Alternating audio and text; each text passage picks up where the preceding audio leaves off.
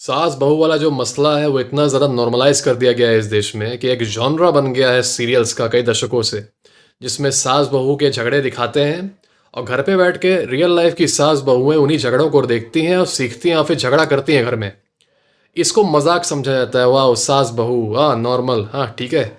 लोग ये नहीं समझ पाते कि इतना ट्रॉमेटिक एक्सपीरियंस होता है ये बहू के लिए भी और सास के लिए भी, और साथ ही साथ बीच में जो आदमी फंसा हुआ है उसके लिए भी, क्योंकि वो आदमी बाहर की दुनिया से भी डील कर रहा है। उसको चाहिए कि जब वो घर पे आए तो he gets some peace, not some so called grown women fighting like kids over नमक कितना ज़्यादा हो गया था खाने में। आज जो टॉपिक है वो उन सारे आदमियों का कंफ्यूजन डील कर देगा जो इस मसले में फंसे हुए हैं या फिर इन मसलों को देख भी रहे हैं। आज का टॉपिक है द ओवर बियरिंग मदर।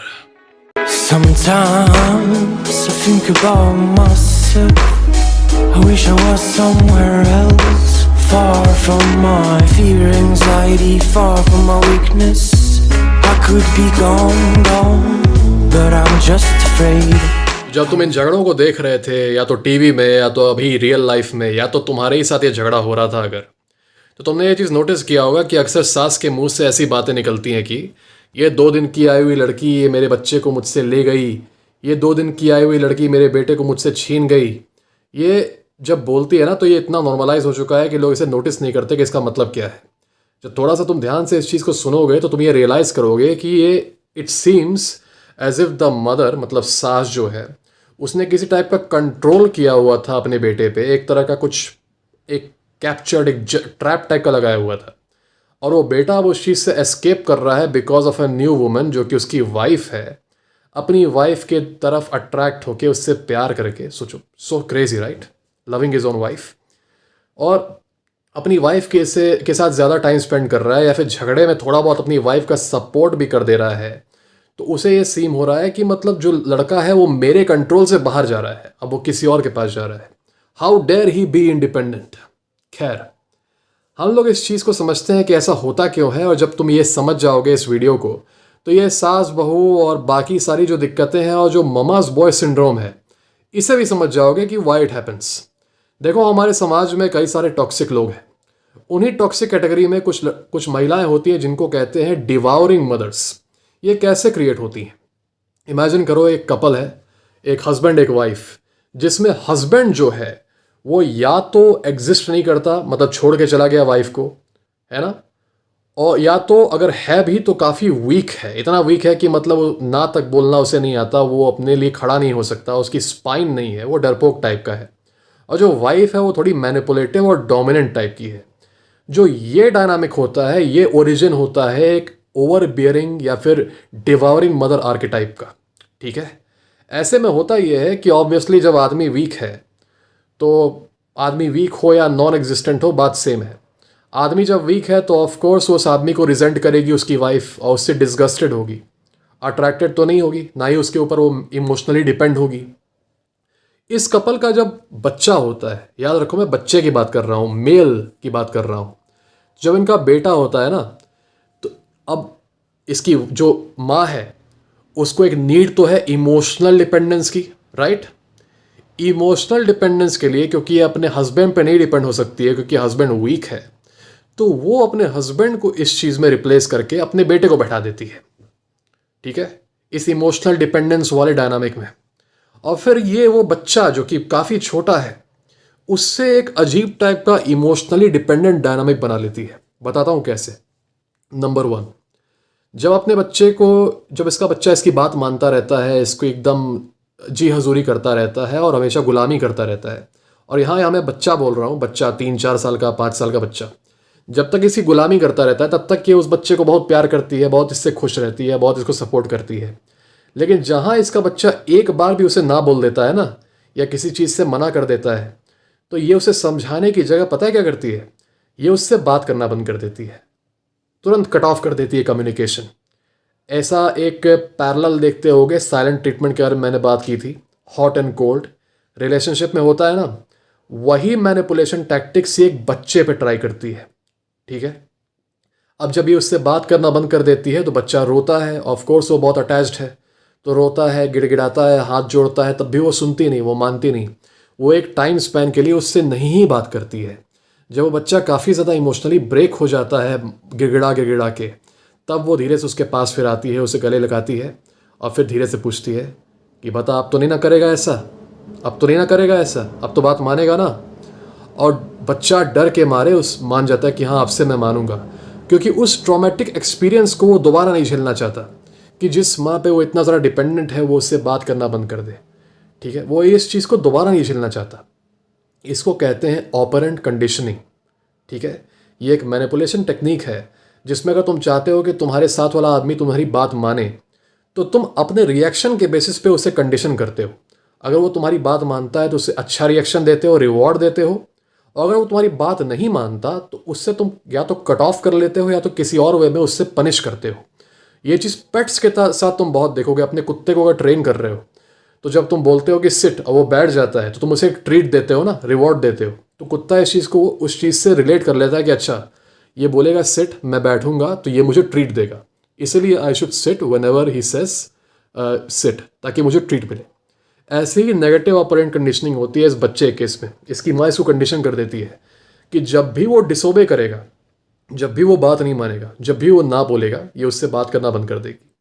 ठीक है, इस तरीके से एक अजीब सा स्लेवरी टाइप का सिचुएशन बन जाता है। ओबीडियंस और इस वाले डायनामिक में एक फ़र्क है। ओबीडियंस वाले डायनामिक में जहाँ पे नॉर्मल मदर्स रहती हैं, वो बात ना मानने बच्चे को समझाती हैं कि क्यों तुम्हें ये बात माननी चाहिए, और ऐसी कोई बात वो बोलती भी नहीं बच्चे को जो कि मतलब उसके लिए सही ना हो। पर इस केस में जो डायनामिक है वो सेल्फिशनेस का डायनामिक है। इस केस में इन रियलिटी सीम होता है, बाहर से देख के ऐसा लगता है कि ये जो ओवर बेयरिंग मदर है वो बच्चे की बहुत चिंता करती है क्योंकि बहुत ज़्यादा उससे अटैच्ड रहती है। इन रियलिटी उसको उतनी चिंता बच्चे की नहीं बल्कि खुद के इमोशनल नरिशमेंट की है। ये एक तरीके का इमोशनल डिपेंडेंस है जिसमें वो उस बच्चे से इमोशनल नरिशमेंट लेना चाहती है, उसके ऊपर इमोशनल डिपेंडेंसी करके। तुम पाओगे, ये बड़ी अजीब चीज़ है, नंबर 2, कि बच्चा छोटा सा है, 5-6 साल का, 7 साल का। तुम अक्सर ये पाओगे कि पति के साथ आर्ग्यूमेंट के बाद या झगड़े के बाद इस माँ को अपने बच्चे के सामने रोते हुए, ये अपने बच्चे के सामने, जो 5-6 साल का बच्चा है उसके सामने रोएगी और उसके सामने अपने पति के बारे में वाइनिंग करेगी कि कैसे वो इतना ख़राब आदमी है, ये है वो है, और उसे धमकियाँ भी देगी कि मैं अपने आप को ऐसे कर लूँगी, वैसे कर लूँगी, ये कर लूँगी अपने साथ। और बच्चा जो है वो, क्योंकि छोटा बच्चा है, वो सोचता है कि ये सब सही है, तो वो और रोता है ये सब सुन के, वो ये सब सुन के और परेशान होता है। ठीक है, और उसे मतलब नहीं, उस ओवर बेयरिंग मदर को इससे मतलब नहीं है। उसको इमोशनल मिल रहा है ना, वैलिडेशन किसी से तो मिल ही रहा है ना। वो जब ऐसी बातें बता रही है कि मैं अपने साथ ऐसे कर लूँगी, तो बच्चा उसको पकड़ के बोल रहा है कि नहीं मम्मी ऐसा प्लीज़ मत करना कभी भी, तो उसको मिल रहा है ना validation. This is how selfish this type of woman is. ठीक है, और वो जब ऐसा करती है ना, तो ये था number 2। All this is creating a very very toxic dependence scenario between the mother and the son. Number 3, वो धीरे धीरे क्या करती है, अपने बच्चे और उसके पिता में राइवलरी क्रिएट करती है। क्या करती है, वो अपने बच्चे को हमेशा बताती है कि कैसे उसके जो पिता है बहुत ही ख़राब आदमी है, सारी दुनिया की ख़राब क्वालिटीज़ उनके अंदर ही है, और वो एकदम घटिया आदमी है। और धीरे धीरे ये चीज़ प्रोग्रेस होके पिता से ऑल मेन तक पहुंच जाती है। अपने पति के टुवर्ड्स जो उसकी रिजेंटमेंट रहती है ना, धीरे धीरे वो पहुंच जाती है सारे आदमियों में। और वो सटली ही अपने बच्चे को बताती रहती है कि कैसे सारे आदमी खराब होते हैं, सारे आदमियों में कमी होती है, they are all very disgusting. ठीक है, और ये जो लाइन मैं बोल रहा हूँ ना, सारे आदमियों के बारे में कमेंट्स, ये आजकल के वेब सीरीज़ में तुम लोग देखते होगे। इन लाइंस को आजकल बहुत ही एम्पावरिंग टाइप का दिखाया जाता है कि एक माँ है, वो अपनी बेटी को बता रही है बात कि आदमी ऐसे होते हैं, आदमी वैसे होते हैं, and people cheer for it, wow, ha ha हा। अभी वही उसके उल्टा कुछ बोल दिया गया होता दूसरे जेंडर के बारे में तो आउटरेज हो जाता, बात अलग है। खैर, तो ये चीज़ वो कंसिस्टेंटली अपने बच्चे को बताती रहती है। इससे क्या होता है कि उसका जो बच्चा होता है ना, क्योंकि वो खुद मेल है, तो वो एक तरह से गिल्ट में आ जाता है कि I am a man, that is Y I am guilty. और वो हमेशा अपने आप को लेके अशेम्ड रहता है। इससे एक और पर्पज़ अचीव होता है। ठीक है, नेक्स्ट वो क्या करती है, कोई भी ऐसा परस्यूट जो कि मैस्कुलिन हो, उससे वो अपने बच्चे को दूर रखती है। कोई भी ऐसी आदत जो कि मैस्कुलिन हो, किसी भी फॉर्म ऑफ मैस्कुलिनिटी से वो अपने बच्चे को दूर रखती है। उसे नफरत है मैस्कुलिनिटी से, क्योंकि उसे पता है कि अगर उसका बच्चा मैस्कुलिन हो गया तो उसकी डिपेंडेंसी उस पर से हट जाएगी, वो बच्चा आज़ाद हो जाएगा, वो आज़ादी खोजेगा, वो दूसरों के साथ मिंगल करेगा। ठीक है। और फिर ये इमोशनल नरिशमेंट कहाँ से लेगी, फिर ये शिकायत किससे करेगी, फिर ये मैनिपुलेट किससे करेगी, मैनिपुलेशन के बाद इसे आगे मनाएगा कौन, राइट। जब ये होता है ना, तो एक एग्जांपल बताता हूँ तुम्हें। मेरे एक जान पहचान की एक आंटी जी हैं, उनका बच्चा है, वो 13-14 साल का होगा। वो स्कूल में अभी बुली हो रहा है फिजिकली। उसको एक लड़का है जो हमेशा मारता रहता है, कभी थप्पड़ मार देगा, कभी कुछ कर देगा, और मार के हंसता है, और मतलब बाकी लड़कियों में पॉपुलर होना चाहता है ऐसा करके। और ये लड़का कुछ कर नहीं पाता, ठीक है। अब ये बात वो हम लोग से बता के रो रही थी इस बारे में। तो मैंने कहा कि ठीक है, इन्हें मेरे साथ आप अपने बच्चे को भेज दीजिए मार्शल आर्ट्स क्लास में, मैं लेके जाऊंगा इसको, इसका कॉन्फिडेंस भी बनेगा और इस तरह से इसको कोई छेड़ नहीं पाएगा फिर से। तो आंटी जी का रिस्पॉन्स पता है क्या था? नहीं नहीं, वो सब मार्शल आर्ट्स गंदे लोग करते हैं, ठीक है। बच्चा बगल में खड़ा था उसका, तो उसने बच्चे के सामने बोला कि नहीं नहीं बेटा, वो सब गंदे लोग करते हैं। मुझसे नहीं कहा उन्होंने, बहुत ही पैसिव तरीके से, जो होता है ना तिबोली बोलने वाले तरीके से, सरकास्टिक तरीके से अपने बेटे को उसने बोला ऐसे करके, नहीं बेटा ये सब तो गंदे लोग करते हैं, ठीक है। This is what she said about a very healthy habit, है ना। ये इसने कहा। ऐसा इसलिए because she knows that her son is a weak man and his weakness is what is keeping him connected to her in this very over dependent, very toxic type of dynamic, ठीक है। जब तक वो लड़का week है, जब तक वो लड़का फेमिनिन है, तब तक वो मैनिपुलेट होता रहेगा और तब तक वो मनाता रहेगा इन्हें, ऑलराइट। जब तक वो लड़का वीक है तब तक ही वो इन्हें वैलिडेट करेगा और इन्हें इमोशनल नरिशमेंट देगा। ये गलती से भी अगर स्ट्रांग हो गया तो जो होल्ड है ना इस मदर का इस लड़के के ऊपर, वो छूट जाएगा, फिर किस पर निर्भर होगी। बेसिकली एक ओवर बियरिंग मदर एक प्रपोजिशन रखती है बच्चे के सामने अपने, कि तुम्हें मैं जो चाहोगे वो दूंगी, तुम्हें मैं हर चीज़ दूंगी, बस एक कंडीशन, तुम बाहर नहीं जा सकते, you can not leave me, ठीक है। लीव मी मतलब फिजिकली लीव मी नहीं, इस डिपेंडेंसी से, ये जो स्लेवरी है एक तरीके की, उससे तुम बाहर नहीं जा सकते, तुम आज़ाद नहीं हो सकते, यही कंडीशन है। बाकी तुम कमरे में लेटे रहो, तुम पड़े रहो, तुमको सब कुछ खाने को मिलेगा, सब कुछ मिलेगा, लेकिन तुम जा नहीं सकते, तुम अपने आप को बाहर एक्सप्लोर नहीं कर सकते, तुम दोस्त नहीं बना सकते, तुम गर्लफ्रेंड नहीं बना सकते, तुम मैस्कुलिन हॉबीज़ एक्सप्लोर नहीं कर सकते। मैं ये एडल्ट लड़के की बात कर रहा हूँ, जब 18 से ऊपर वो हो जाता तब की बात कर रहा हूँ। इस एज में भी वो ऐसा उस लड़के को रखती है, ठीक है। और ये बहुत ही सेल्फिश डायनामिक है, मैं बार बार बोल रहा हूँ, ताकि मेरा इमोशनल नरिशमेंट कंटिन्यू रहे, इसलिए आई मेक श्योर कि उसकी ग्रोथ मैं सैबोटाज कर दूँ, ठीक है। और एक और काम करती है वो, उसका एक और दूसरा टेक्निक है, और वो टेक्निक ये है कि वो अपने बच्चे के दिमाग में एक चीज़ इंस्टिल करती है कि बाहर की जो दुनिया है वो बहुत डेंजरस है, बाहर गंदे लोग रहते हैं, बाहर गंदे आदमी रहते हैं। ये चीज़ वो बार बार अपने बच्चे के अंदर डालती रहती है और डिस्करेज करती है अपने बच्चे को बाहर जाने से, घर से बाहर जाने से। मोस्टली उसका बच्चा अगर कहीं बाहर जाता भी है तो वो स्कूल जाता है और स्कूल के बाद सीधे घर आता है। गलती से भी अगर वो बच्चा स्कूल के बाद कहीं दोस्तों के साथ बातचीत करने चला गया, घूमने चला गया, तो जब वो घर आता है ना, तो घर आने के बाद उसकी जो हालत होती है बच्चे की, वो काफ़ी ख़राब होती है। मैं इस चीज़ से रिलेटेड, ये पूरा जो कॉम्प्लेक्स है ना, ये पूरा जो डायनामिक है डिवावरिंग मदर वाला, इस पे एक छोटी सी मूवी बनी है, शॉर्ट मूवी, 18 मिनट की है, ज़्यादा टाइम की नहीं है। इस मूवी को मैं डिस्क्रिप्शन में डाल दूंगा, नाम है डेनिस इस मूवी का। प्लीज़ प्लीज़ इस मूवी को जाके देखो, जो भी सीरियस है मैस्कुलिनिटी के बारे में, प्लीज़ इस मूवी को जाके डिस्क्रिप्शन में देख लेना। I put the link in the description. पूरी मूवी देखना शुरू से लेके अंत तक, है ना। तुम समझ जाओगे कि ये किस डायनामिक के बारे में बात कर रहा हूँ, समझ जाओगे, तुम बहुत इमोशनल हो जाओगे वो मूवी देख के भी, ठीक है। खैर आगे बढ़ते हैं। वो इस फीलिंग को उस बच्चे के अंदर डालती है कि दुनिया बहुत डेंजरस है, दुनिया में उसको बाहर नहीं जाना चाहिए, ताकि बच्चा घर में स्टक रहे और इनकी इमोशनल नरिशमेंट करता रहे। अब मैं बताता हूँ आउटकम के बारे में। आउटकम दो हो सकते हैं, दो कंडीशन में। अगर लड़का थोड़ा सा सबमिसिव टाइप का है, ओबीडियंट टाइप का है, तो वो he will walk a path of destruction. तुम ऐसे लड़के को देखोगे मार्केट वगैरह में, मॉल वगैरह में, तुम देखोगे कि वो पीछे पीछे चल रहा है, बड़ा सॉफ्ट सा गोलू मोलू सा, 30 साल का लड़का है लेकिन सॉफ्ट सा गोलू मोलू सा है ना। बच्चों की तरह कपड़े पहने हैं उसने, ना उसकी शादी हुई है ना कुछ, ना अच्छी कोई जॉब करता है, पीछे पीछे चल रहा है, सामने उसकी मम्मी उसकी बॉस बन के चल रही हैं, ठीक है। और तुम्हें देख के ऐसा लगेगा, ये फीलिंग आएगी कि ये भले ही 30 साल का आदमी हो, लेकिन in a way he seems like that 5-year-old kid still following his mom.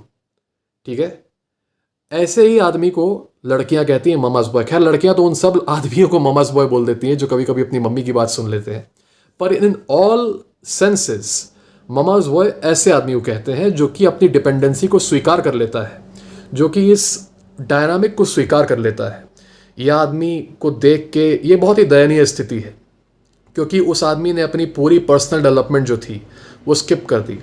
एक आदमी की पर्सनल डेवलपमेंट कब होती है? जब वो दुनिया को फेस करता है, जब वो दुनिया को अपने आप को एक्सपोज करता है दुनिया के सामने, जब वो देखता है कि दुनिया में क्या बुराई है क्या अच्छाई है, जब वो अलग अलग तरीके के लोगों से मिलता है, जब वो हॉबीज़ मैस्कुलिन हॉबीज़ को परस्यूट करता है, जब वो जिम जाता है, जब वो मार्शल आर्ट सीखता है, जब वो स्पोर्ट्स खेलता है, ताकि दूसरे आदमियों से उसका कुछ कनेक्शन हो, दूसरी लड़कियों से कनेक्शन हो, ताकि उसका एक हेल्दी डेवलपमेंट हो सके। एक इस लड़के का जो कि इस डायनामिक में स्टक है, उसकी ये हेल्दी डेवलपमेंट नहीं हुई रहती है, और it's a very sad side to see. तुमने कभी नोटिस किया होगा ऐसे लोगों को, तुम देखोगे कि he seems to be a little slave, a little puppy of his mom, और मॉम काफ़ी टॉक्सिक, बहुत ही डोमिनियरिंग, बहुत ही बदतमीज टाइप की लेडी होती है उसकी। ठीक है, जो तुम्हारे सामने उसकी इंसल्ट कर देगी अपने बच्चे की, और वो 30 साल का 40 साल का आदमी रहेगा। ओके, कई सारे ऐसे पहले मतलब क्राइम शोज में भी ऐसे केस दिखाते थे, अब तो नहीं दिखाते, अब तो वो पूरा अलग ही टाइप का हो गया है। आउटकम ये होता है, ये पहला आउटकम है। दूसरा आउटकम एकदम पोलर ऑपोजिट है। अगर दूसरा आउटकम में लड़का थोड़ा उसके अंदर मतलब उसके खून में थोड़ा सा वो है ना, विद्रोही टाइप का नेचर, रेबल टाइप का नेचर, तो वो लड़का एकदम पोलर अपोजिट आउटकम दिखाएगा। वो लड़का इन शैकल्स से बाहर जाएगा, मतलब इस डायनामिक से बाहर एस्केप होगा, किसी भी तरीके से एस्केप हो जाएगा रूथलेसली, और हाइपर मैस्कुलिन बन जाएगा। ठीक है, दो ही रास्ते हैं, या तो एकदम चोमू बन जाओगे या तो एकदम हाइपर मैस्कुलिन बन जाओगे। हाइपर मैस्कुलिन बन के वो निकल जाएगा इस डायनामिक से एकदम बहुत ही फर्मली बता के कि नहीं, मैं इस इमोशनल डिपेंडेंसी में नहीं रहूँगा, मैं अपना रास्ता चलूँगा, मुझे जो सही लगता है मैं करूँगा, क्योंकि लाइफ मेरी है। मैं कोई ऐसे रिक्वेस्ट नहीं मानूंगा जो कि मेरी ग्रोथ को सैबोटाज करे। ठीक है, और बहुत ही फर्मली, बिना किसी गिल्ट के, बिना किसी कुछ के, क्योंकि गिल्ट एक ओवर बियरिंग मदर का वेपन है। वो बार बार गिल्ट करा के ही एक आदमी को रोक के रखती है। ठीक है, पर जो रूथलेस आदमी है ना, वो हाइपर मैस्कुलिन हो जाता है। इसके बाद से वो कहता है कि नहीं नहीं, अब I have to break free now, I have to break free. और वो इस टॉक्सिक डायनामिक से जब ब्रेक होता है ना, तो अपने आप जो ओवर बियरिंग मदर है उसका नेचर नॉर्मल हो जाता है। Because the first time in her life उसने इतनी टॉक्सिसिटी फैलाई बचपन से लेकर अभी तक, for the first time in her life उसको एक ऐसा आदमी मिलता है जो कि एक्चुअली उसे डिसिप्लिन कर पाता है कि नहीं, तुम्हारा बिहेवियर अच्छा नहीं है, your behaviour is not okay, and I am telling this to you very very firmly. जो काम उसके हस्बैंड को करना चाहिए था, वो काम सैडली उसके बेटे को करना पड़ता है जब वो बड़ा होता है। And then she becomes completely normal. और जो लड़का उसका रहता है, ही बिकम्स हाइपर मैस्कुलिन। उससे मैस्कुलिनिटी में प्रॉब्लम नहीं आती, क्योंकि उसने बहुत ज़्यादा झेला है, उसने बहुत ज़्यादा एक तरीके से एक इमोशनल कनेक्शन से टूट के आया है ना, तो बहुत हिम्मत लगती है।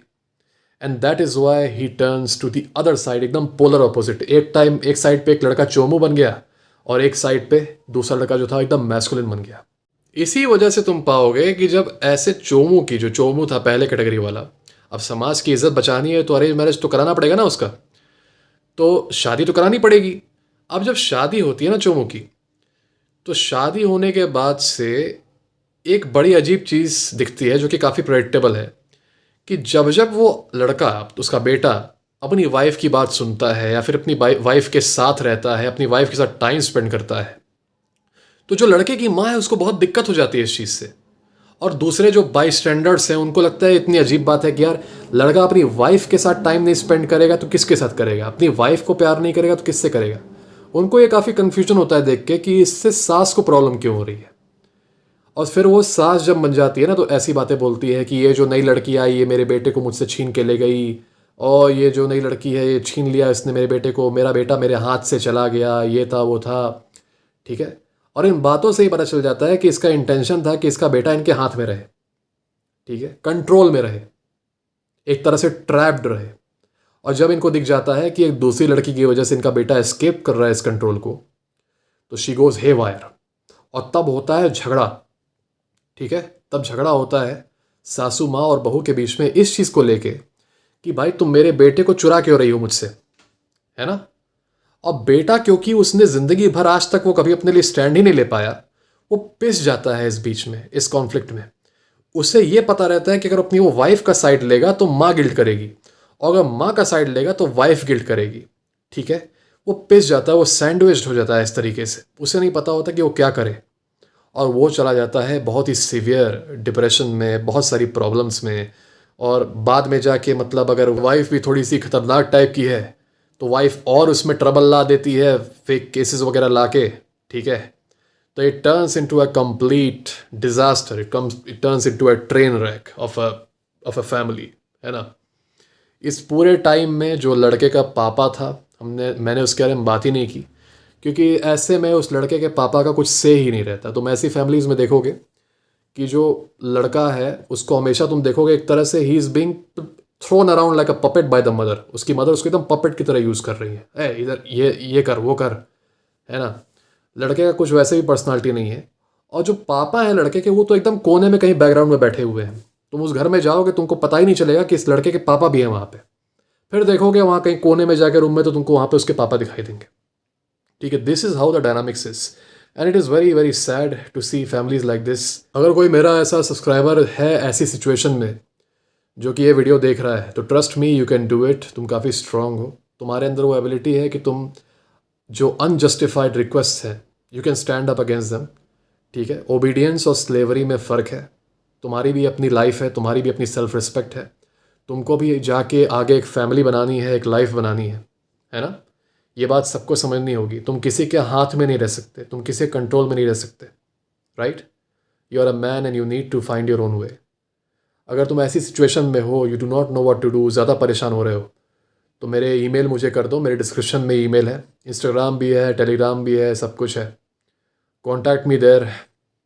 कोई और दिक्कत हो you can contact me through email. कोई और प्रॉब्लम हो you can even book a call with me, will talk about it over there. तब तक के लिए guys have fun. I'll come back with more archetypes later.